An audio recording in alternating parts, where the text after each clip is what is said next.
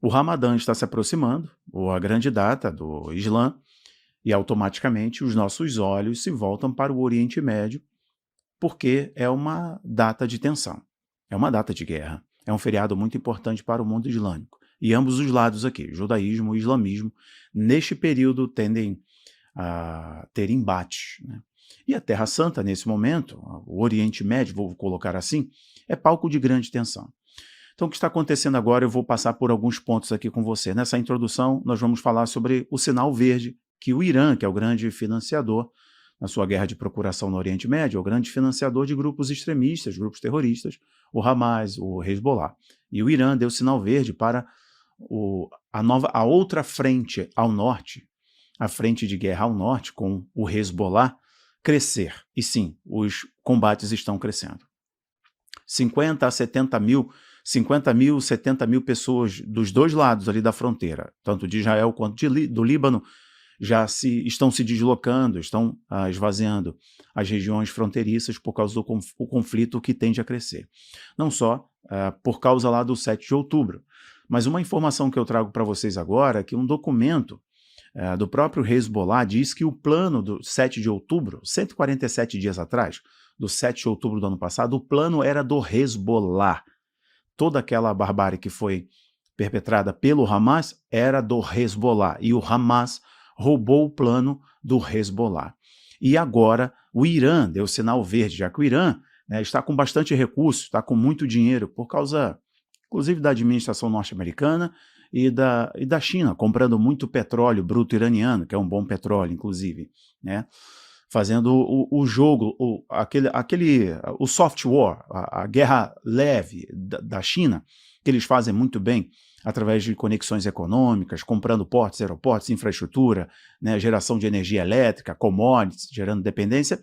De algum modo, a China aproveitou, né, não só a guerra Israel-Hamas, não só as sanções com os Estados Unidos e o Irã, mas também com relação à Rússia. A Índia também se aproveitou disso, comprando gás e petróleo mais barato, abaixo do valor de mercado. A China fez isso muito bem. Então, o que eu estou dizendo para vocês agora é que o Irã tem muito dinheiro em caixa, e o Irã também tem um programa nuclear de melhoramento de urânio bem avançado, com capacidade de produzir armas nucleares, se já não tiver. A outra coisa que eu comento é no dia de ontem, as imagens de satélite mostrando aquela coisa assustadora, né, dos caminhões chegando com ajuda humanitária, comida, e aquele enxame de pessoas, disparos, etc. Cerca de 100 pessoas, né? 100 pessoas ali daquela região se foram, e agora a comunidade internacional está fazendo muita pressão sobre Israel. O mesmo que aconteceu com o hospital, lembra do tal do hospital, né?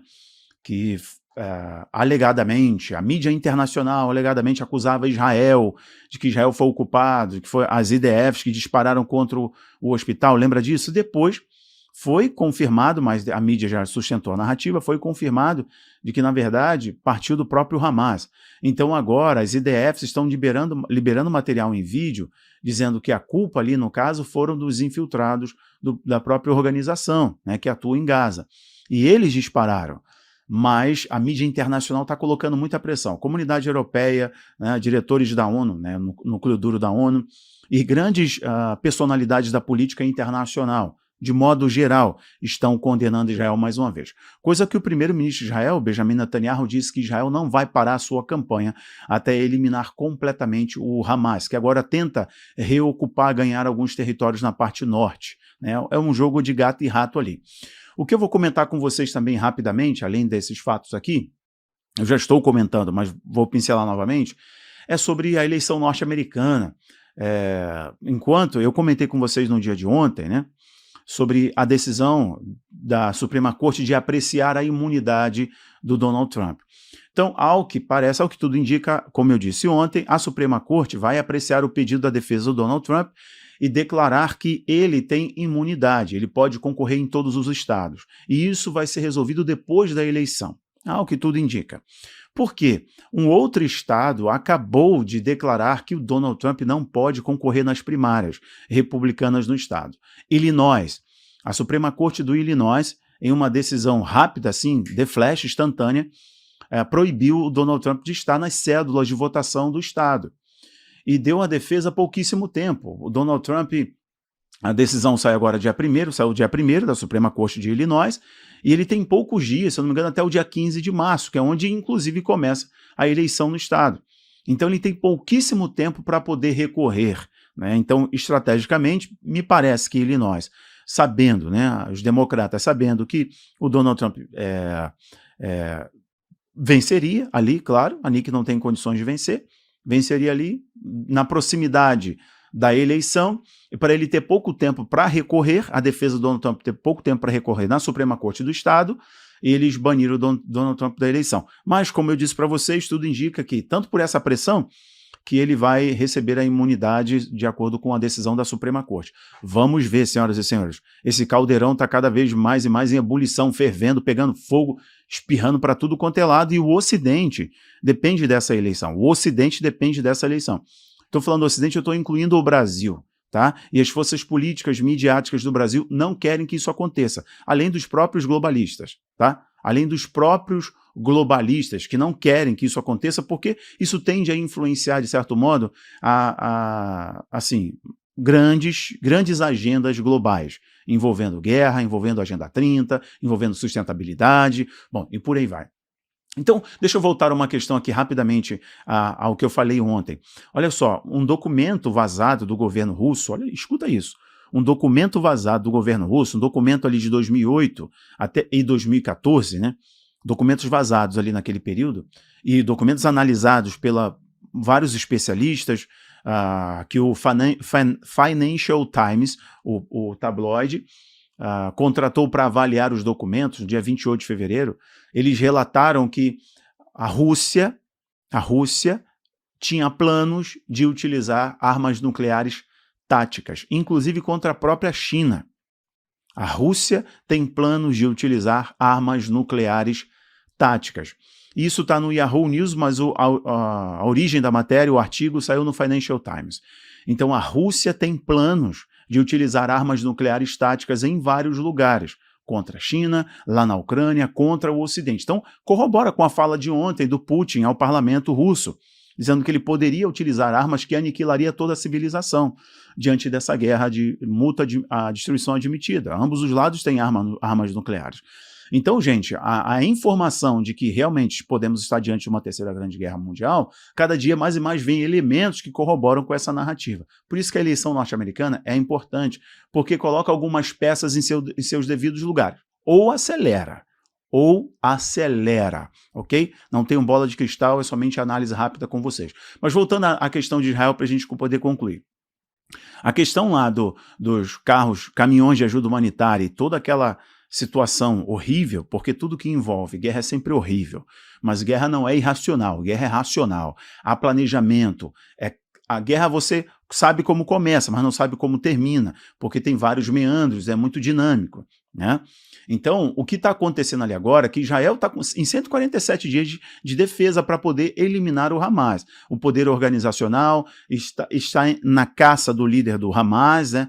Está buscando ali no submundo, né, do subsolo de Gaza, tentando encontrar a liderança do Hamas, que negociam em Paris um cessar-fogo, que negociam no Catar um cessar-fogo, que negociam no Egito um cessar-fogo. O Egito não está nada feliz com isso, sabendo que podem ter túneis em seus territórios, né, sabendo que não pode receber terroristas do Hamas, apesar também de ter uma população muito grande como muçulmanos, mas não quer. Então é um problema para todo mundo. Mas as narrativas que se sustentam contra Israel são muito fortes, porque são 147 dias de conflito, e é claro que do outro lado, do Hamas, os civis, os inocentes, são utilizados como escudo humano. Então, de todo modo, como eu falei para vocês, lá no início, na segunda semana, depois das ações do Hamas em Israel, ali na fronteira, né, aquelas ações bárbaras, eu falei para vocês, ó, uma incursão israelense traz vitórias e derrotas. Eu disse para vocês a seguinte frase, podem resgatar: Israel perde de todo jeito.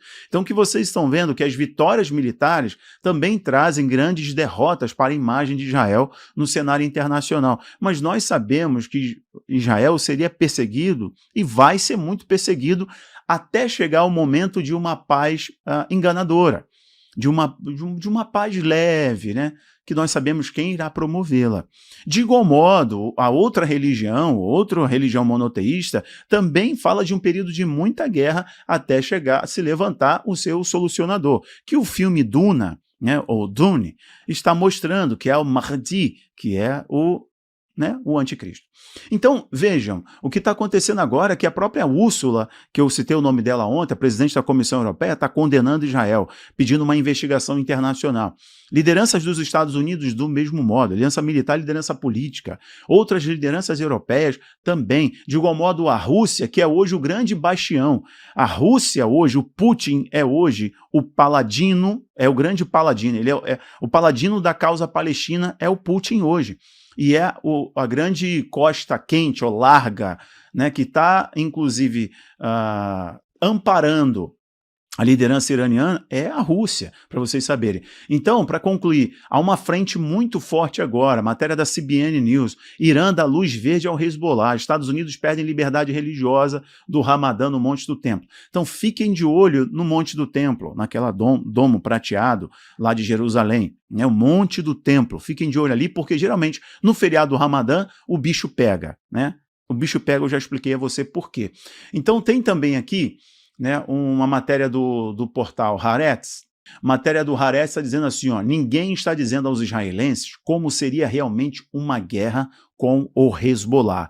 E o CBN News está dizendo, o Irã deu sinal verde para o Hezbollah. Então a coisa tende a crescer na parte norte, envolvendo o Líbano. Lembrando que Israel está atacando bases sírias, bases da Síria, ali perto da região disputada, nas proximidades da colina de Golã, e também agora disputando em uma guerra que tende a crescer e será feroz, contra o Hezbollah, que ficou até quieto, de certo modo, por causa das ordens iranianas, que é o grande investidor, coisa que o Donald Trump disse há uns anos atrás, enquanto era presidente.